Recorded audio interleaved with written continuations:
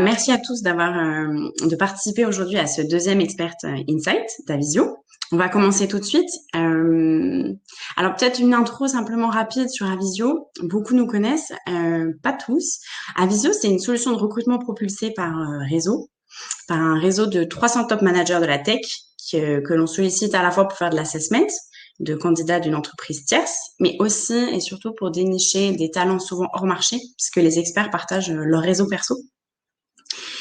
C'est aujourd'hui le deuxième volet de l'Expert Insight. Concrètement, c'est des formats très courts dans lesquels on fait intervenir des experts du réseau Avisio qui vont nous parler d'une thématique, mais de façon très impactante, avec plein de best practices, des exemples, des tools.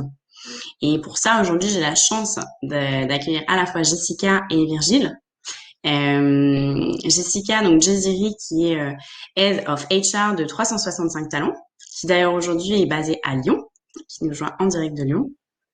Et Virgile Ravard, qui est le VP People de Comet. Je vous laisse peut-être vous présenter en une phrase et on reviendra ensuite sur l'agenda et le fonctionnement de l'outil Livestorm. Bonjour à tous, je suis Jessica de Lyon, effectivement. Enfin, entre Lyon et Paris, chez 365 Talents, on fait une plateforme de talent management, de gestion des compétences, internal talent marketplace, à destination plutôt des grands comptes, mais aussi des scale-up. Et donc, chez Comet, ça fait à peu près 2 ans que je suis ici maintenant. On est la mise en relation entre les entreprises et des freelances dans le domaine de la tech et du data, tout simplement. Top aussi. Jessica, on a pas mal parlé du sujet people, de la nouvelle place des sujets humains en start-up. Et on s'est rendu compte qu'il y avait un centre d'intérêt. Bien sûr, il y a l'effet actu et post-Covid, mais au-delà de la crise, il y a un vrai changement qui est en train de s'opérer. Et les RH ont des missions toujours plus stratégiques et un rôle plus fort dans les start-up, avec la place de l'humain qui est prépondérant. L'idée du coup de cet Expert Insight, c'est de revenir à la fois sur des thématiques fortes comme le lien avec le CEO, la nouvelle place, les nouvelles fonctions du DRH, et aussi tout ce sujet de branding autour du HR versus people management. Donc pour commencer, on va parler une trentaine de minutes en mode échange tous les trois. Vous êtes bienvenus pour poser vos questions. Alors pas dans l'outil de chat auquel vous nous avez précisé votre ville, mais plutôt dans l'onglet questions sur votre droite. L'idée comme ça, ce sera de faire un upvote. En gros, vous pouvez rédiger vos propres questions ou voter pour les questions qui sont déjà en place. Je prendrai en priorité les questions avec un maximum d'upvotes.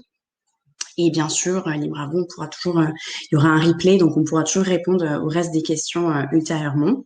Il y aura une dizaine de minutes dédiées à cette partie questions.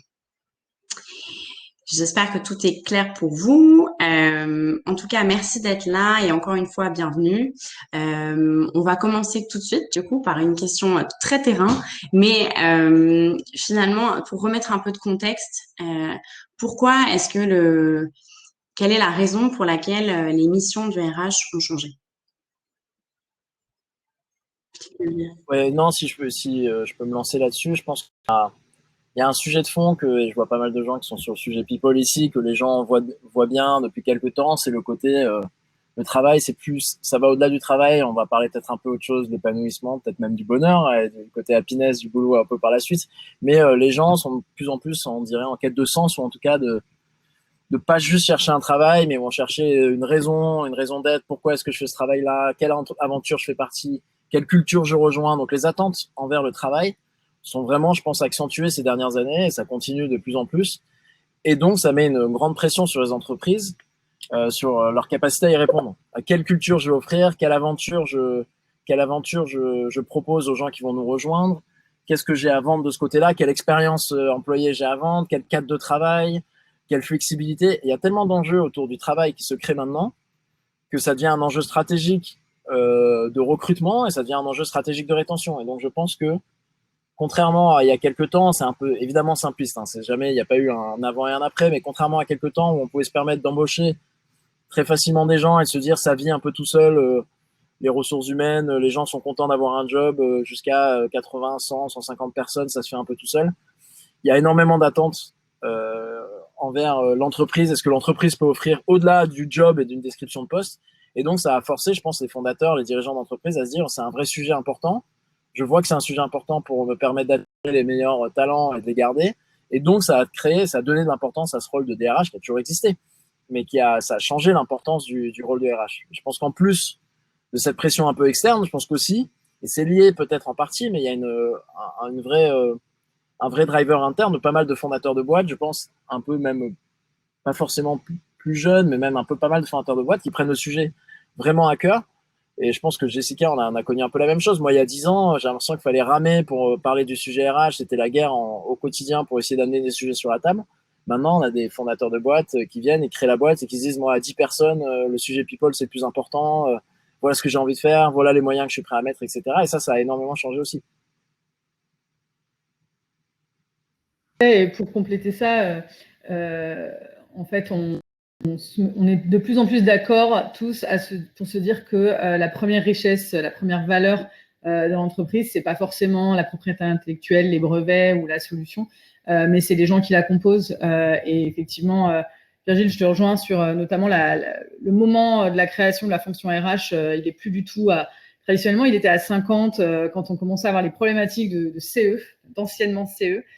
Aujourd'hui, ça nous arrive de rejoindre des sociétés. Ça a été mon cas. J'ai rejoint une société à 15, par exemple. J'étais la 15e salariée. C'était assez ambitieux, mais ça disait des choses sur ce qu'on allait faire de cette société, les moyens qu'on allait mettre dans les people. Désolée pour les anglicismes. Il y aura beaucoup d'anglicisme, je pense, pendant cette intervention. Mais du coup, on est vraiment passé de ce côté personnel, comptable, paye, admin, à en fait, développement et fidélisation aussi.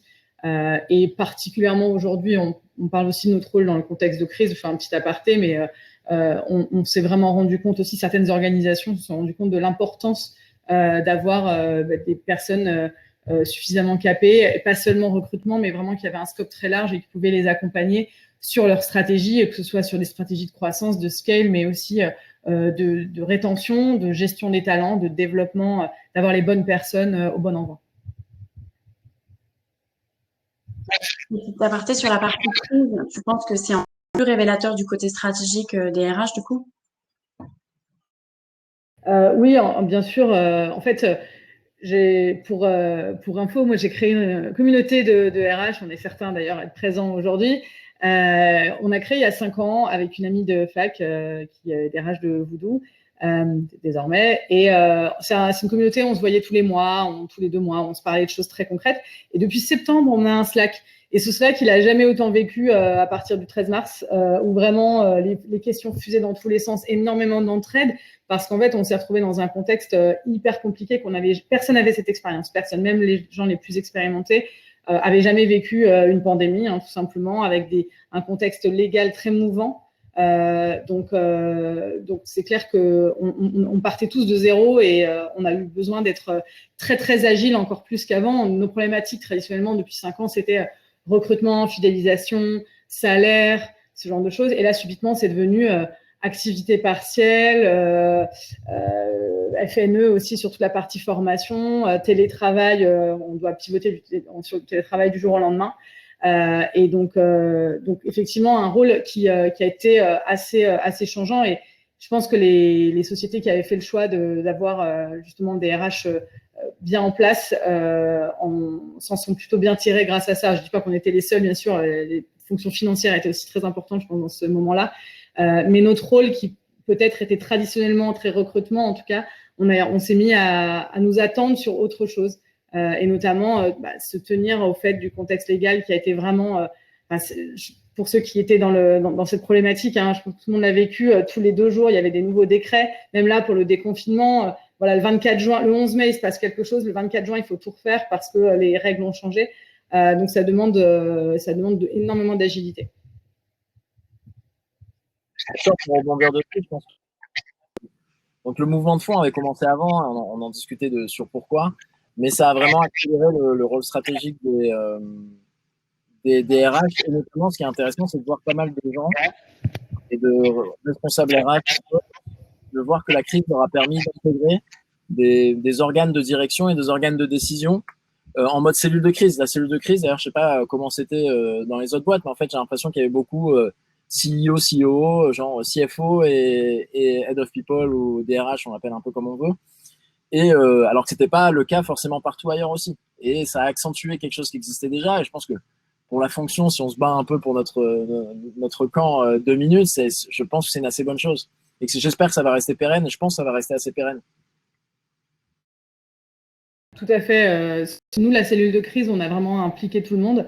Mais c'est vrai que ça a montré l'importance stratégique de s'appuyer effectivement sur nous. Et on le voit, il y a eu pas mal d'articles sur le sujet. Il y a eu aussi des sociétés qui se sont mis à rechercher d'ailleurs des fonctions un peu plus transverses, alors qu'auparavant, elles se seraient contentées. Et je dis pas ça, enfin, je dis ça en toute objectivité, parce que j'étais recruteuse moi aussi pendant très longtemps, mais c'est vrai que traditionnellement, les fonctions RH se staffaient d'abord par du recrutement.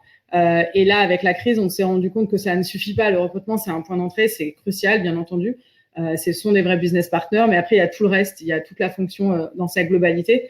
Donc, l'onboarding, le développement des salariés, ce qu'on appelle un peu l'expérience employée, mais aussi l'offboarding, ça fait aussi partie de notre rôle. Et ça, il faut avoir des gens assez généralistes pour s'en occuper. Et ça nous a mis sous les spotlights et on va pas se plaindre.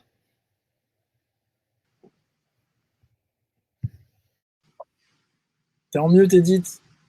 Edith, on t'entend pas. Dommage. Les petites joies du live. Ça veut dire que dans un contexte de start-up en hypercroissance, le rôle il est toujours plus stratégique. Il y a des nouvelles missions.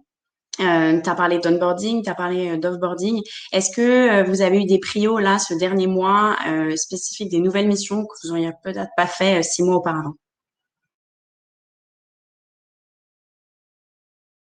Il y a le retour là, il y a tout le monde, tout ce qu'on vit. Donc en effet, quand Jessica le dit, c'est intéressant. On les voit les questions sur le Slack parce que tout le monde se repose les mêmes questions à quelques semaines d'intervalle. Comment vous organisez le retour au bureau? Est-ce que vous obligez les gens à revenir ou pas? Quelle fréquence? Est-ce que vous faites un roulement? Puis là, même aujourd'hui, on avait des discussions sur en fait c'est quoi le nouveau. Et nous, c'est un des gros sujets maintenant. C'est quoi les bureaux de demain? Nous, on était une organisation assez flexible parce qu'on avait déjà des gens en télétravail complet, des petits gens en télétravail partiel, des gens qui venaient 2-3 jours par semaine ou qui restaient 2-3 jours par semaine, on était assez ouverts. On avait aussi le télétravail temporaire, ce qu'on appelle, c'est une culture de gens qui partaient une semaine ou deux faire télétravailler d'ailleurs, soit parce qu'ils retournaient chez leurs parents, ou ils partaient ensemble. Nous, tous les mois ou 2 mois, il y a des gens de Comet, une dizaine la semaine dernière, qui étaient près de Toulon, à travailler depuis Toulon ensemble, etc. Donc on avait cette culture-là. Et maintenant, on a envie d'aller encore plus loin. C'est quoi les bureaux et l'expérience de travail de demain? Et donc ça, c'est un gros sujet de fond qu'on a mené depuis quelques temps, alors qu'on pensait être un peu en avance, entre guillemets, sur le sujet. Et c'est intéressant parce que ça fait lien à une question qu'on prendra, je pense, de Clément un peu plus tard. On a pris un peu ce sujet-là comme un sujet très product. C'est-à-dire qu'en fait, on a fait un peu de la user research, on a fait un peu des personas. On s'est dit, c'est quoi les personas de gens qu'on a dans l'entreprise? On a ceux qui aiment venir au bureau tous les jours ou 95% des jours qui aiment avoir leur bureau attitré, leur matériel, leurs petites photos, leur espace, leurs chaises bien réglées, etc. On a ceux qui sont, parce qu'ils aiment ou parce qu'ils sont en banlieue parisienne, ils vont venir peut-être un jour ou deux, mais le reste du temps, ils vont rester chez eux ou en coworking. On a ceux qui sont en full remote. On a ceux qui viennent en bureau, mais ils s'en moquent d'un peu où ils se posent et ils aiment bien profiter de ces maisons Comet à droite à gauche pour aller bosser une semaine ou deux. Dans la semaine prochaine, c'est depuis la Corse où ils sont 7-8 à y aller et ils n'ont pas vraiment d'attache. Et ça ressemble à quoi les bureaux de demain pour répondre à ces problématiques-là? Pour être un peu sérieux au niveau budget aussi. Et ça, c'est un nouveau sujet. Et aussi, je trouve assez intéressant qu'on a pris avec un angle, et ça, c'est pas mal d'aspects de la fonction RH, un angle en s'appuyant sur des méthodologies product. Parce que je pense que le recrutement, par exemple, c'est de plus en plus, ça répond aux questions un peu des KPI, ça s'appelle sur des méthodologies de sales. On a de plus en plus des talent ops ou talent acquisition ops qui sont là pour surveiller le process. On parle de funnel, on parle de taux de conversion, ou on parle de NPS employé. Je pense qu'on a toujours un peu parlé, mais on commence à avoir des gens qui se benchmarkent sur c'est quoi ton NPS employé, avec un vrai calcul de NPS, le NPS tel qu'il est calculé dans le monde digital de manière régulière. Et donc c'est intéressant, je trouve, cette nouvelle problématique, cette nouvelle façon d'aborder des sujets RH avec des expertises qui sont pas RH à la base. Et nous, pour répondre à ta question, j'ai un peu dévié, le sujet des bureaux de demain et de l'organisation de travail de demain et de comment on y arrive, c'est un gros sujet en ce moment. C'est un peu la même chose chez nous. Alors, on n'a pas été aussi créatifs, mais en fait, tout simplement parce que nous, on avait déjà une tradition de remote occasionnelle, hebdomadaire, et en fait, on avait même prévu le 12 mars, on en parlait à notre CSE. Écoutez, on va faire un accord d'entreprise là-dessus. On va reprendre les mêmes règles. En fait, le 13 mars, on a tout arrêté. Et là, on a fait plutôt quelque chose. On a sondé les managers, on a sondé les employés. On s'est rendu compte que le présentiel était souhaité. Donc, c'était plutôt surprenant après 3 mois de confinement, mais il y avait vraiment besoin d'avoir un mix entre du présentiel et du remote. De la part des managers notamment qui avaient besoin pour travailler sur leur cohésion d'équipe. C'était un KPI qu'on a suivi de près et qui était peut-être le plus difficile à maintenir. Alors en plus, on était quand même dans un contexte de crise, donc c'était pas un télétravail normal du tout. Là, on va faire le test jusqu'en septembre du full remote pour des raisons sanitaires, mais aussi pour que tout le monde se remette un peu de cette phase très difficile qu'on vient de vivre. Et au final, voilà, on a fait le choix de faire une charte sur quelque chose d'assez mélangé avec beaucoup d'autonomie, beaucoup de liberté sur cette organisation. Et c'est vrai qu'il y a 3 mois, on n'aurait pas forcément pensé faire ça. Donc, j'espère que ça répond à ta question. Après les autres sujets, c'est clair que le déconfinement, travailler sur un sujet qu'on n'a pas souvent en start-up, tous les problèmes de sanitaire et de santé et sécurité, c'est quelque chose. On est plutôt sur des choses RPS, risques psychosociaux, et encore, ça nous occupe pas beaucoup. Et là, c'est devenu quelque chose d'assez important, déjà parce que d'un point de vue réglementaire, il fallait travailler sur ce sujet. Donc, être sûr qu'on avait un document unique d'évaluation des risques en place. Donc, il y a plein de boîtes qui ne l'ont pas. C'est pas grave, mais voilà, il faut s'y mettre. Du coup, si on en avait un, il fallait travailler sur l'annexe, il fallait parler des sujets liés au télétravail, les risques psychosociaux liés au télétravail, ce genre de choses, plus en profondeur que ce qu'on aurait fait auparavant.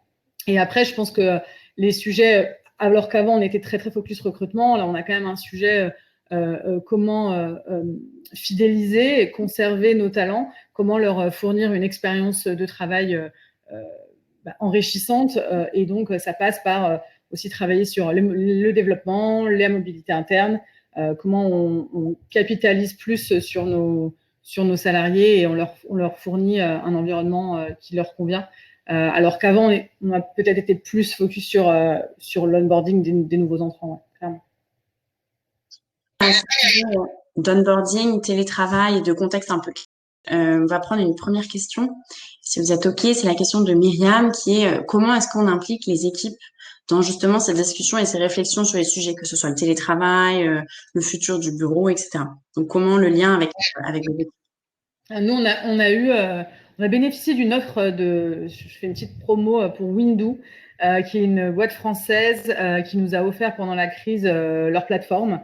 Et donc, on avait un sondage spécial confinement. Donc, on n'avait jamais fait ça avant. Enfin, on le faisait sous Google Forms. C'était un peu fastidieux. Donc, on avait ce baromètre du confinement et on avait pas mal d'éléments qui étaient intéressants et on voyait ce qui se passait bien et ce que les salariés souhaitaient. Donc, notamment sur les problématiques de cohésion. Ça, c'est quelque chose qui a pas mal ressorti. On s'est rendu compte qu'au niveau outils, tout allait bien. Donc, ça, c'était plutôt positif. On avait laissé avant le confinement les salariés se servir dans les bureaux et prendre tout ce qu'ils voulaient, en fait, les claviers, les écrans, etc. Et on a vu que c'était quelque chose qui était souhaité. On a aussi sondé les managers. Donc, nous, on a un gros comité de direction d'une dizaine de managers et on a fait le point avec eux sur ces 2 mois et demi, 3 mois de confinement. Qu'est-ce que vous en pensez? On a mélangé tout ça et les fondateurs aussi avaient une vision. Ils n'avaient pas forcément envie d'être une full remote company. Ça, c'était pas vraiment souhaité. Et ça tombait bien puisque personne ne le demandait non plus. Donc, du coup, on est plutôt allé sur ce genre de format. Je pense que tout ce qui est enquête, mais il faut en faire plus d'une en fait pour avoir quelque chose d'assez quali, parce que tu auras quand même un taux de participation qui ne sera pas forcément de 100%. Il y a des plateformes qui sont très très bien pour ça et qui d'ailleurs Windoo permet, dès que tu donnes tes réponses, tu as les résultats de toute l'entreprise en direct. Donc c'est assez interactif. Ça permet de pas forcément avoir besoin dans les anciens systèmes que je connaissais. C'était nous RH, on devait tout compiler, on devait mettre en forme, faire des jolis visuels. C'était un peu fastidieux et là voilà, du coup ça donnait une info en temps réel et on a fait perdurer ça pour tout le temps là hors confinement, de façon mensuelle cette fois, où on veut être sûr que le format leur convient. Est-ce qu'il y a des choses sur lesquelles on doit travailler. Je vois une question aussi de Marine sur les événements nouveaux. Nous, ça, on l'a mis dès le confinement. On a choisi de faire tout ce qu'on faisait à la base en présentiel, mais de le faire à distance. Notamment utiliser Discord. Alors, c'était plutôt rigolo parce qu'il n'y a pas beaucoup de gens qui l'utilisent, c'est un truc de gamer, mais de passer sur une plateforme sans vidéo pour que tout le monde soit décomplexé et puisse parler facilement. En plus, on est une boîte tech, donc on a beaucoup de gens qui étaient dessus déjà de base pour jouer aux jeux vidéo. Et donc, faire nos événements dessus, reproduire la machine à café. Donc, ça, c'était quelque chose qui a plutôt bien marché. Et nos événements classiques qu'on faisait avant, de boire des verres, de sortir, un peu comme avec nos amis, on a fait ça en entreprise. On a fait un atelier cocktail avec un salarié qui nous a donné la liste des courses qu'il fallait faire pour pouvoir faire notre petite mixologie ensemble. On a fait du sport hebdo aussi. On avait un jeu de loi avec des défis sportifs où on pouvait juste regarder pour info. On n'était pas obligé de participer parce que c'était assez dur. Il y avait des burpees et tout. Moi, je l'ai pas fait. Voilà, c'est un truc qui était important chez nous au bureau. On avait une salle où on faisait du sport ensemble, donc il fallait qu'on garde ça parce que sinon c'était trop violent de passer de choses très très conviviales, très communautaires à subitement on se voit plus et on est chacun dans notre monde. D'autant qu'en plus on était dans un contexte sanitaire vraiment très compliqué où on n'avait même pas le droit de sortir. Donc bon, je pense que chacun à notre niveau, ça a été assez compliqué de garder la motivation. Donc c'était important de garder ces liens informels.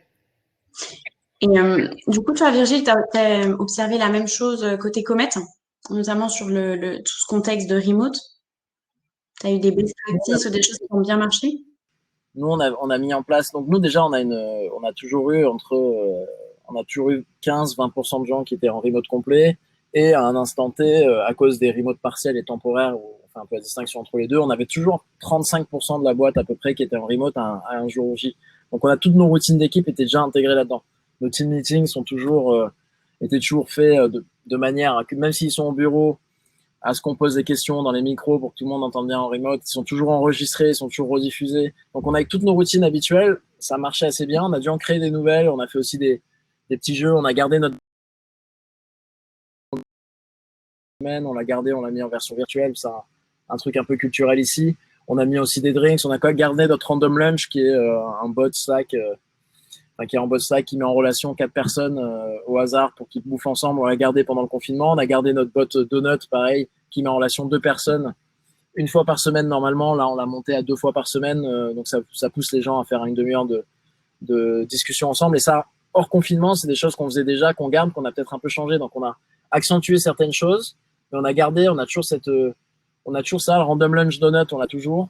Et on continue à le garder. On a toujours 3 jours par mois où on veut que les gens remontent, quelle que soit leur situation remote. On demande aux gens d'être au minimum présents 3 jours par mois et d'être présents ensemble pour refaire un team meeting, les celebration day, où on fait un peu tous les moments de vie, on fait les mariages, les naissances, les gens qui ont eu des super résultats au boulot, etc. Donc ça, on l'a toujours fait et on l'a gardé. Et en fait, ça vit assez bien. Et surtout, ce que les gens avaient besoin, c'est de se retrouver ensemble. On voit en fait que du coup, vous avez des missions de plus en plus strates et vous touchez un peu à tout. Je voulais faire un focus aussi sur le lien avec le CEO. On en a pas mal parlé en off tous les trois. Du coup, on parle de strat. Il y a aussi le lien avec le CFO qui ont été rapprochés. Comment vous l'avez vécu et quelle place vous a laissé le CEO, etc.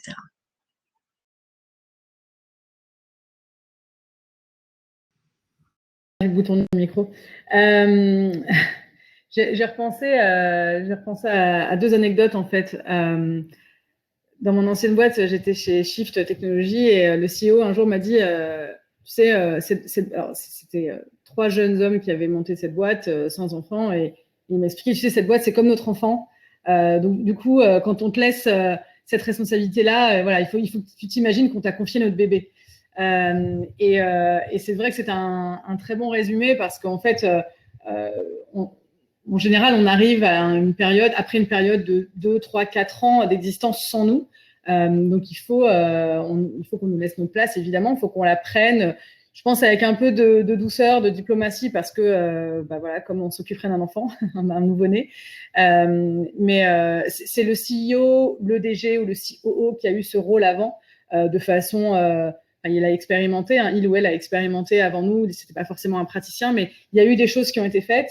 Et en arrivant, nous, il faut qu'on parvienne à ne pas dénaturer ce qui a été fait, ne pas dénaturer la culture, la volonté, le style des entrepreneurs. Hein. C'est souvent des gens qui sont assez charismatiques, avec beaucoup de personnalité, donc il faut qu'on arrive à prendre cette place-là sans dénaturer.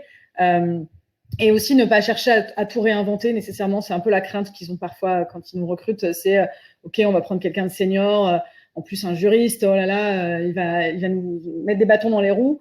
Nous, notre rôle, c'est déjà d'apprécier ce qui a été fait, d'apprécier le contexte, de ne pas chercher à tout réécrire l'histoire, mais de s'occuper des sujets brûlants qui nous attendent. C'est souvent le cas quand on arrive et pas forcément devoir tout casser pour tout remettre à plat. En tout cas, c'est pas comme ça que je vois mon rôle et je pense que Virgile, toi non plus, vu ton parcours. Et ce qui est important, c'est d'arriver à gagner la confiance. Elle n'est pas donnée du tout et c'est normal. Donc d'arriver dans un contexte, certes, où on est attendu, ça c'est quelque chose que je demande souvent, en fait, comment le CODIR nous attend, vous en tant que fondateur, qu'est-ce que vous comptez nous laisser comme place, moyen.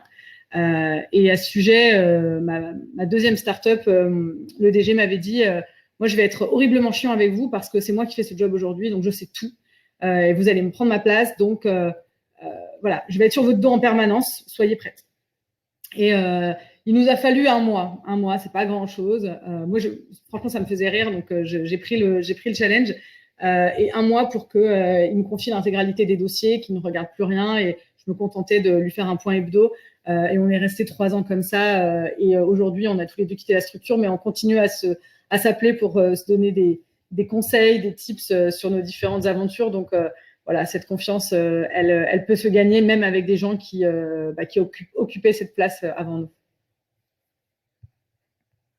J'ai la même vision et la même un peu expérience au final que Jessica. En tout cas, quand je suis arrivé chez Comet, j'ai eu la chance de voir des cofondateurs qui avaient créé, je pense, un truc vraiment incroyable avant que j'arrive.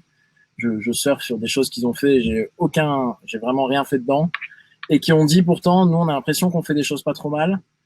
On a l'impression que ça va bien et ça allait très bien, mais on a envie de prendre quelqu'un de, a priori, meilleur que nous avant de découvrir qu'on a atteint la limite de notre incompétence.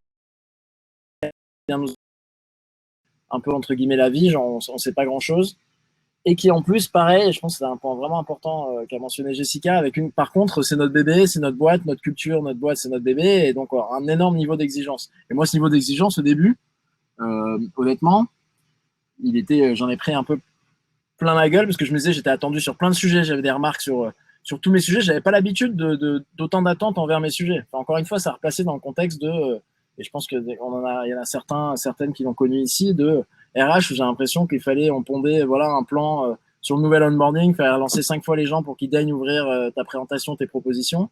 Là, je publiais un truc, j'avais 45 commentaires le soir même, je stressais la nuit, je me disais, attends, ça veut dire quoi? C'est pas bien, c'est bien, c'est pas bien. Et au début, même, c'était honnêtement un peu stressant et angoissant, mais en fait, après coup, ce niveau l'exigence, ça dénote le fait que ça a de l'importance. Et le fait que ça a de l'importance, c'est très motivant pour nos habitudes qu'il ne faut pas. Donc, je pense que cette attente-là, on en a parlé. Je pense qu'il y a aussi changé et qui change le rôle de manière générale et qui change cette relation-là. C'est peut-être générationnel, c'est peut-être dans cet écosystème, je ne sais pas, mais qu'il y a aussi beaucoup d'attentes d'accompagnement individuel. Moi, on en avait parlé un peu aussi avec Jessica. Je trouve que je vois des dirigeants, que ce soit chez Comet ou ceux que je rencontre ailleurs, très humbles, en quête de feedback, en quête d'accompagnement, à tout moment, dis-moi ce que j'ai bien fait, ce que j'ai pas fait, etc. Après chaque meeting ou un peu important, trimestriel, moi, mon CEO me dit, tu mets combien sur 10, aller, qu'est-ce que je dois corriger la prochaine fois, etc. en termes de com et d'impact. Et ça, ce côté, encore une fois, ça dénote de l'intérêt du sujet, mais c'est pas que de l'intérêt, je veux que tu m'occupes bien des employés de la boîte, c'est je veux aussi moi grandir et je veux que tu m'aides à grandir. Je veux bien dire ce que je fais pas bien, le côté très radical Candor, du feedback, je veux m'améliorer. Et ça, je trouve que c'est assez nouveau et ça a pas mal changé notre rôle de DRH, ce côté accompagnement individuel, peu fait historiquement. Maintenant, c'est des attentes autour de ça. Je pense que c'est aussi une question de temps. Je pense que ça n'a pas été fait historiquement. C'est en partie parce que je pense, même dans d'autres structures, même moi, dans mes expériences passées, on n'a juste pas le temps de passer du temps à faire de l'accompagnement individuel, des managers de personnes. Maintenant, on l'a. Et c'est quand même génial, parce qu'on a ce temps-là alors qu'on ne l'avait pas avant. Mais il y a aussi un sujet on en parlait avec Jessica, de formation. C'est-à-dire que moi, il y a des limites vraiment de ma compétence sur pas mal de sujets. Je me dis, tiens, je ne suis pas formé pour être coach non plus. Je pense que je suis pas mal, je peux faire un peu d'accompagnement. Je ne suis pas formé chez des fois en tout plein. Et c'est excitant, c'est vachement intéressant, mais ça montre aussi que j'ai aucune bille, j'ai eu aucune formation pour m'aider à faire ça aussi. Pardon, le DRH, en fait, il est un peu attendu partout. En fait. Il est attendu en lien strat avec le CEO, il deal avec le CFO, il est amené à parler directement avec les managers aussi pour leur coaching, avec les équipes sur la culture ou autre. Est-ce que du coup, ça fait du rôle de DRH, pas un rôle impossible, mais un rôle qui est quand même plus challenging qu'il ne l'était il y a quelques années, notamment dans les boîtes d'hypercroissance? Ouais, nous, il faut quand même recentrer notre intervention. Elle est quand même sur ces boîtes en hypercroissance. Et effectivement, ce rôle est assez changeant. Moi, je pense surtout qu'avant, on nous attendait énormément sur du recrutement, en fait, principalement.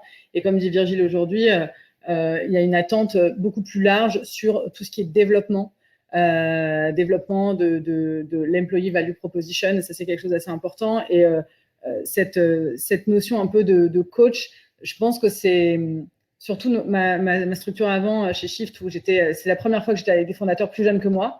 Donc, on avait 5 ans d'écart et du coup, c'était leur première boîte. Donc, en fait, c'était des gens qui aimaient bien s'entourer de gens plus seniors. Enfin, tout le monde avait entre 35 et 55 ans, en fait, au comité de direction à peu près. Et non, j'en parle parce que souvent, on pense que c'est un environnement très jeune, enfin, qui fait du jeunisme. C'est pas tout à fait vrai. Il y a des entrepreneurs qui ont plutôt envie de s'entourer de gens seniors qui leur apportent cette expertise glanée dans les différentes expériences, tout en ne faisant pas de copier-coller. Ça, c'est quelque chose qu'on m'avait bien demandé. Et cet accompagnement, en fait, les dirigeants sont maintenant prêts, peut-être plus prêts qu'avant, effectivement, à avouer, à reconnaître leurs propres limites, à se dire il faut que je fasse appel, alors soit si dans un premier temps peut-être mon DRH peut me donner des billes, mais aussi quelqu'un d'externe qui va m'accompagner pour devenir l'interlocuteur de mes investisseurs, l'interlocuteur de mes salariés, sortir un peu du rôle de copain qui a monté sa solution dans un garage, hein, comme c'est le cas parfois. Et moi, chez Shift, j'ai eu le plaisir de voir cette transformation en fait de dirigeants aussi. Alors notamment, moi, j'arrivais dans un contexte de série B, on a fait une série C ensemble. Et donc forcément le rôle change énormément quand on commence à avoir des investisseurs à l'étranger, on passe de la société de 150 à 300 personnes dans 13 pays, avec des problématiques de recrutement, mais des problématiques de management multiculturel, enfin des choses hyper intéressantes. À mon pot de départ, le CEO m'a dit que, il me l'avait déjà dit un petit peu avant, mais il me l'a répété il aimerait bien que son prochain job soit DRH. Donc voilà, moi je trouve que c'est plutôt un bon signal pour quelqu'un qui est ingénieur de formation et qui est dirigeant dans l'âme et en fait qui se dit c'est un job intéressant, suffisamment intéressant pour que moi, mon prochain job, pourquoi pas, ça pourrait être ça.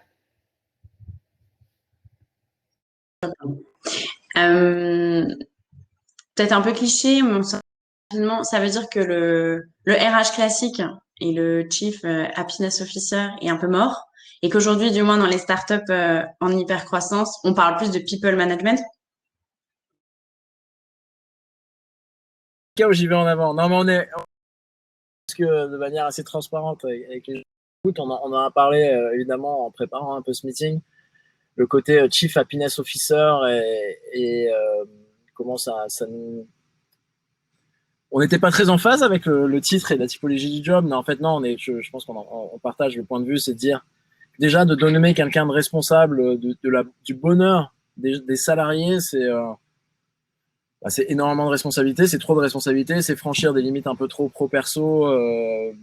Et c'était, à mon avis, encore peut-être à un moment donné aussi une partie et on n'a pas reparlé forcément du branding DRH à People, etc. Mais c'était en partie aussi du bullshit un peu marketing s'y caché derrière. Donc c'est pas mal de trucs pas terribles. Au final, en plus, pour souvent cacher des gens, si on vraiment fait la culture ancien monde, nouveau monde, des gens qui étaient Chief Happiness Officer et qui étaient en fait des RH qui géraient les bureaux, le côté facilities, workplace, office management, vous l'appelez comme vous voulez, et qui géraient les RH et qui géraient le recrutement et qui bossaient 90 heures par semaine pour le bonheur de leurs employés à se crever le week-end, comme c'était j'ai l'impression moins le cas, mais que c'était pas mal. Moi, il y a 2 ans et demi, 3 ans, quand j'ai commencé à découvrir le milieu, c'était beaucoup de Chief Happiness Officer qui vivaient en bossant 90 heures par semaine, soir et week-end. Et donc, c'était un peu du foutage de gueule, entre guillemets, si on peut permettre l'expression. Je vais peut-être m'arrêter là et laisser Jessica. Le chairman de mon ancienne startup, juste avant Shift, m'avait suggéré qu'on change mon titre, et ça, c'était en 2016, je crois. Il me dit, voilà, dans la Silicon Valley, on appelle ça les Chief Happiness Officer, t'en penses quoi? Et en fait, ça m'avait vraiment fait un effet complètement contraire, genre, mais pas du tout. Enfin, j'avais pas encore beaucoup réfléchi au sujet, mais juste le terme bonheur me semblait complètement hors de ma portée, en fait, parce que le bonheur au travail, c'est quelque chose. On va même pas parler de l'étymologie du mot travail, mais franchement, ça n'a juste pas de sens, en fait, quand on a fait un peu de sociologie des organisations, etc. C'est juste aberrant. C'est un joli terme, effectivement, mais moi, je préfère parler de bien-être, déjà. Ça, oui, le bien-être, on peut l'objectiver. Et je pense surtout que c'est absolument pas le rôle d'une personne. C'est-à-dire que si on met ça sur les épaules de quelqu'un, comme disait Virgile, la personne, elle va juste être au four et au moulin en permanence. Et quels vont être les moyens de cette personne pour parvenir à des KPI? Par exemple, si on lui met sur le dos le NPS, est-ce que si elle fait des choses, cette personne fait des choses super bien et qu'à côté on a un management désastreux, ça n'a aucun sens, en fait. Donc, je suis pas du tout fan de ce terme. Et par contre, parler de bien-être, parler de qualité de vie au travail, qui est un gros terme qui est arrivé notamment dans le cadre législatif en 2008, mais c'est des vraies choses actionnables où on peut faire des choses sur la qualité de vie au travail, le management bienveillant, donc former les managers, définir le rôle du manager, les former, les accompagner, aussi mettre en place une réelle équité, de la diversité et de l'inclusion au sein de l'entreprise. Tout ça, c'est des choses qui sont actionnables, mesurables, et qui, à mon sens, d'ailleurs, nous, on n'est pas une fonction support pour rien, hein, on fournit des outils, on met en place un cadre, mais on n'est pas forcément honneur de tout ça. Désolée pour l'anglicisme. En fait, on n'est pas les seuls à être objectivés là-dessus. Pour moi, c'est très important que les managers soient aussi responsables, tenus responsables de leur style de management, que ce soit dans leurs objectifs, d'être de bons managers, d'avoir qu'ils soient impliqués dans les sujets de qualité de vie, parce que si on met en place, par exemple, je pense, une charte droit à la déconnexion, voilà, qui a été mon sujet du moment, là, qu'on vient de faire passer, c'est des engagements forts de la part de l'employeur. Derrière, il va falloir que tout le monde s'y mette. C'est des droits et des devoirs pour tout le monde. Et même le salarié, pas seulement les managers, le salarié aussi. C'est-à-dire qu'on demande individuellement aux gens de plus contacter les gens sur Slack hors une plage horaire définie. Voilà, c'est pas grand-chose, mais on demande à tout le monde de s'y mettre. Et c'est pas à un workplace manager ou happiness manager d'aller faire la chasse à ça. Ça n'a pas de sens, en fait. Très bien.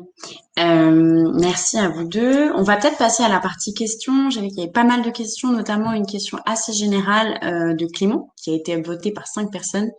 En gros, Clément se demande sur l'univers vraiment startup, dans un contexte d'hypercroissance, quels sont les KPI RH qui ont vraiment du sens?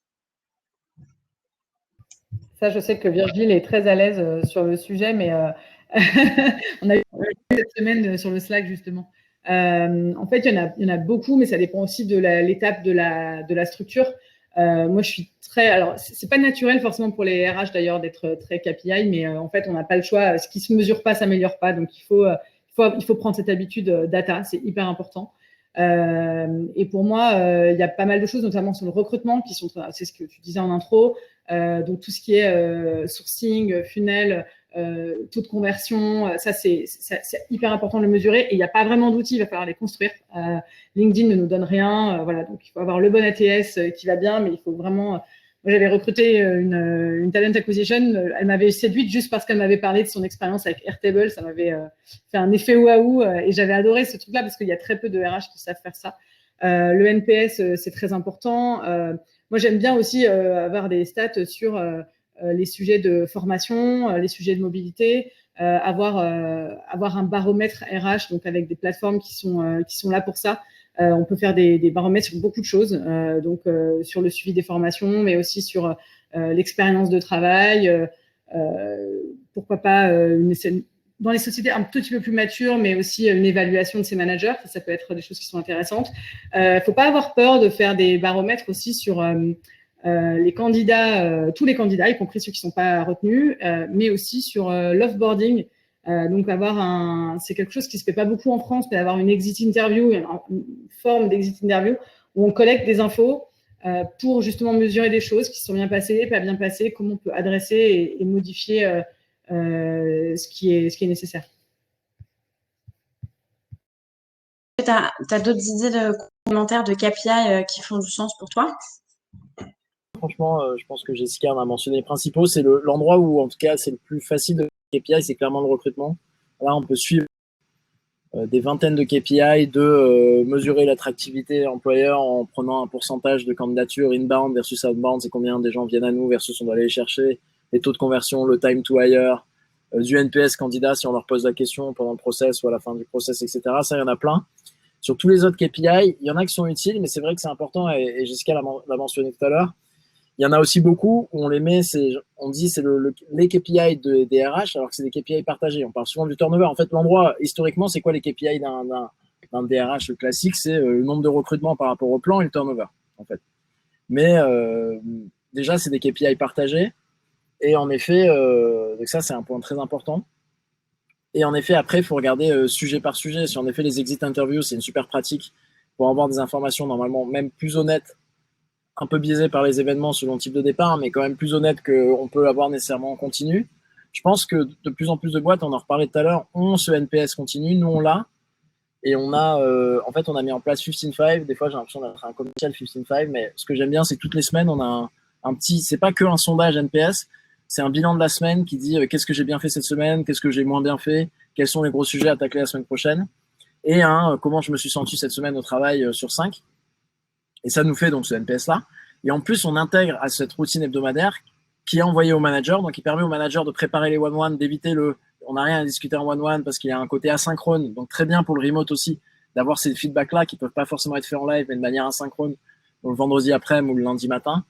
Nous, on intègre à cette routine hebdomadaire des questions qu'on mettrait dans une enquête. Sinon, on en parlait tout à l'heure des enquêtes, mais nous, ça nous permet plutôt que de faire ce qui est un peu classique en RH, une engagement employee survey en bloc, une fois, 2 fois par an, avec 40 questions, qui est très biaisé par les événements récents, si la boîte elle a eu des bons résultats récemment, de mauvais résultats, si on sort de confinement, si on sort pas de confinement, d'intégrer des micro-questions.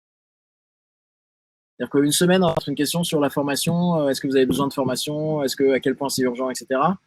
2 semaines, 3 semaines plus tard, un mois plus tard, on va mettre une question sur les bureaux, on en parlait, qu'est-ce que vous en pensez? Un mois plus tard, ça va être qu'est-ce que vous pensez de votre équilibre pro-perso?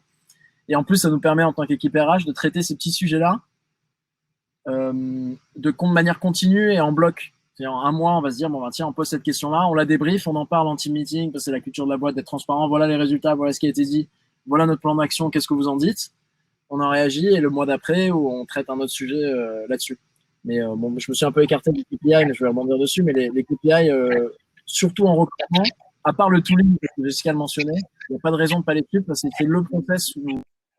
Ouais, et il y a un article très intéressant, je vous invite à le trouver, peut-être on peut le partager après, mais il y a Maud Grenier qui, je sais pas, non, qui fait peut-être pas partie de la communauté Expert à Visio encore, mais qui fait partie de notre communauté, qui a fait un super article pour expliquer comment utiliser Data Studio de Google. C'est un outil gratuit, donc c'est totalement accessible. C'est compliqué, mais c'est accessible pour construire tout ça, construire toutes ces datas qui vont s'alimenter toutes seules. Et donc, pour moi, c'est hyper important de suivre ça. Et je trouve ça très intéressant sur le sujet des enquêtes, qui est un sujet un peu à la mode, mais les entrepreneurs ont parfois un peu de mal à voir pourquoi c'est intéressant d'acheter un outil pour ça, parce que c'est payant, en fait.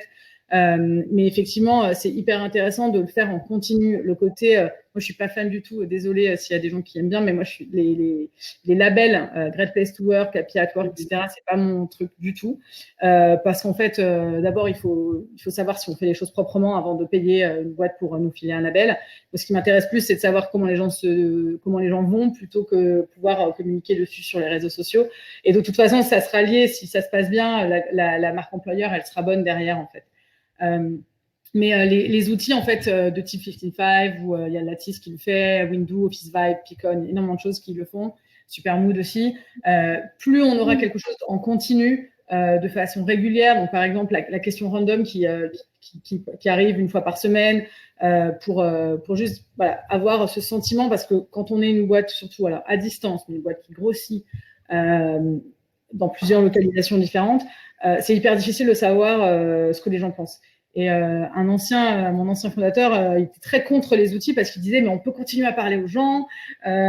Je vois pas où est le problème. Moi, je parle à tout le monde. Et c'est vrai, en plus, il le faisait. C'était vraiment sa qualité. C'était la personne très à l'ancienne qui serrait la main à tout le monde le matin, etc. Aujourd'hui, c'est plus possible. Mais en fait, le problème étant que déjà tout le monde ne dit pas ce qu'il pense, que ce genre de plateforme sont pour la plupart du temps anonymes. Et puis, on travaille en collectif aussi. On ne fait pas des choses individuelles. Tout n'est pas affaire de sujets individuels. Par exemple, quand on parle de locaux, on n'a pas besoin de savoir individuellement est-ce que tu préfères avoir un casier ou tu préfères être dans un coworking. Par contre, globalement, de savoir tiens, bah voilà, non, la localisation du bureau, elle est top. Par contre, avoir cette flexibilité et voir que ça convient à 80% des gens, ça, on a besoin d'avoir cette donnée. Et si on a juste des conversations one-one, on ne va pas les compiler à la main. Enfin, ça a juste pas de sens. Donc, si on n'investit pas dans ce type d'outils, c'est du temps de RH qu'on va mettre pour faire ça, en fait. Pour, à une époque, les exit interviews ou même ce qu'on appelait les rapports d'étonnement, c'est un peu à l'ancienne aussi, mais les enquêtes d'onboarding, c'était des choses très individuelles. Mais on ne pouvait pas les compiler. On n'en sortait pas de choses actionnables, en fait. C'était assez compliqué. Donc, les enquêtes, pour moi, c'est vraiment un outil très précieux et à faire de façon la plus récurrente possible pour avoir quelque chose de réaliste qui n'est pas tributaire des événements. Le problème des sondages annuels, c'est voilà, si on le fait après les augmentations, on va avoir l'effet là. Si on le fait après la période de pic d'activité, on va avoir des gens qui sont au bout du rouleau. Donc voilà, c'est assez. Pour moi, c'est pas du tout adapté. D'où le problème des labels d'ailleurs, qui sont pas des choses régulières, mais bien très ponctuelles. Donc voilà, en tout cas, c'est un parti pris. Et je pense qu'il y a d'autres outils qui font les choses beaucoup plus internes. Et après, libre à nous d'en parler en externe si on veut. Juste pour les labels. Parce une dernière question. Il y avait une question de Marine, c'est pas qu'un NPS. En fait, c'est une routine 15-5. Donc, c'est pas qu'un outil de NPS, c'est une routine, même qui est saine individuellement, qui dit, même moi, j'aime le faire individuellement, qui me dit qu'est-ce que j'ai bien fait cette semaine au final quand je prends du recul. Déjà, qu'est-ce que j'ai mal fait, qu'est-ce que je veux faire la semaine prochaine. Et la semaine prochaine, on va dire, tu avais dit que tu as fait ça cette semaine, et on me le rebalance à la gueule et tu dire, ah ouais, ça j'ai fait. Ah non, ça au final, j'ai pas fait. Ah tiens, j'ai pas fait, donc au final, peut-être que je me suis un peu éparpillé cette semaine. C'est avant tout même le individuel où nous on utilise la data qu'un truc imposé, genre on fait que leur taper sur l'épaule, hey, comment ça va toutes les 2 minutes. Et ça marche assez bien puisque j'ai peu besoin de relancer les gens, j'ai eu besoin au début et maintenant ça tourne tout seul. Et sur les labels, j'espère qu'il n'y a personne je vais pas regarder de Great Place to Work. Moi j'ai fait Great Place to Work j'étais il y a 5 ans, c'est une vaste blague, je suis désolé, mais c'est un label où ils te payent pour t'auditer et ensuite il y a un nombre de catégories autant que nécessaire pour que ce soit l'école des fans et qu'une des boîtes qui a payé, parce qu'elle a payé quand même, se retrouve avec un prix. Donc s'il veut dire la catégorie de la meilleure soupe au fromage de la cantine, parce que tu es nul partout, ils vont la créer pour te donner, tu dis ah bravo, vous avez votre certification, tout le monde là. C'est comme le produit de l'année en fait, c'est la même chose. C'est pareil, c'est la même. Donc ça, si vraiment votre volonté première c'est d'avoir des datas sur comment vont les gens, fuyez ces labels. Et en effet, je suis d'accord avec Jessica, regardez-vous en interne plutôt que d'aller chercher. Et pour moi, sur la participation, Marine, ce qui est important. Déjà à l'heure. On est déjà à l'heure ? Désolée, on a déjà dépassé un petit peu le timing. Peut-être juste en 1 minute, du coup, Jessica, si tu veux. Non, du coup, pour moi, pour que ça marche, et on le voit, au début, c'est pas forcément un engouement de folie, mais pour que ça marche, il faut impérativement qu'il y ait des plans d'action. S'il n'y a pas de plan d'action, ça prendra pas, effectivement. Donc, il faut voir que cette data, elle est restituée aux gens. Donc, certaines plateformes te donnent les résultats en direct, donc au moins, c'est intéressant. Et derrière, ça fait prendre des actions, soit collective, on demande un peu en mode boîte à idées, soit c'est des fondateurs qui prennent des décisions, mais il y a des choses qui avancent. Et c'est comme ça, en fait, qu'on voit l'intérêt de s'exprimer. C'est un peu comme un vote, c'est un peu comme la démocratie, finalement. C'est fini. Merci, Jessica. En tout cas, merci à vous deux. Merci aux dernières questions. Il y avait une dernière question de Stéphane qui parlait de l'onboarding. Alors, on en a parlé un peu au début. N'hésitez pas, de toute façon, il y aura un replay et au besoin, vous pouvez aussi nous poser les questions. En tout cas, merci à tous. On a une vision plus claire du nouveau people management. Je pense que c'est pas que du branding et que vous avez vraiment réussi à extraire dans le temps que vous étiez imparti et à la fois les best practices et des choses hyper concrètes. Donc, merci à vous. Et merci à tous pour avoir posé des questions intéressantes et être restés jusqu'au bout. On se retrouve très vite avec Avisio. Donc, on va tous profiter un peu de l'été, mais voilà, sachez que Avisio, on va organiser pas mal d'événements, notamment à la rentrée en physique, quand on sera à nouveau permis. Et pour ceux qui veulent en savoir plus, n'hésitez pas, vous pouvez m'écrire en direct ou répondre aussi à la fois et à Virgile par mail. Un dernier mot de la fin, c'est bon pour vous? Oui, je vais juste répondre parce que j'ai vu qu'il y avait une toute petite question sur la communauté RH, Humanizer. On ne prend que des personnes qui sont des RH plutôt en boîte tech et on prend une seule personne par entreprise. Donc, si on prend toutes les candidatures, mais on n'accepte pas forcément tout le monde parce qu'on cherche à garder vraiment un niveau, c'est une communauté assez perso, assez privé, on ne communique pas dessus. Pour garder un niveau d'échange qualitatif où il y a énormément d'entraide. Mais n'hésitez pas à m'envoyer un message sur LinkedIn et je vous enverrai le lien. Et je profite du coup pour rebondir. Pareil, si vous êtes des RH, comme vous l'avez vu, Virgile et Jessica sont tous les deux experts sur les sujets RH et Avisio. Ils partagent leur expertise pour assesser les hard skills de candidats et aussi faire remonter des profils. Donc pareil, n'hésitez pas à nous faire sur ce sujet-là pour rejoindre aussi la communauté Avisio. Voilà, il me reste plus qu'à vous souhaiter un bel été, un bon appétit pour là tout de suite et puis on se retrouve du coup très très vite. Merci. À bientôt. Salut. Bye.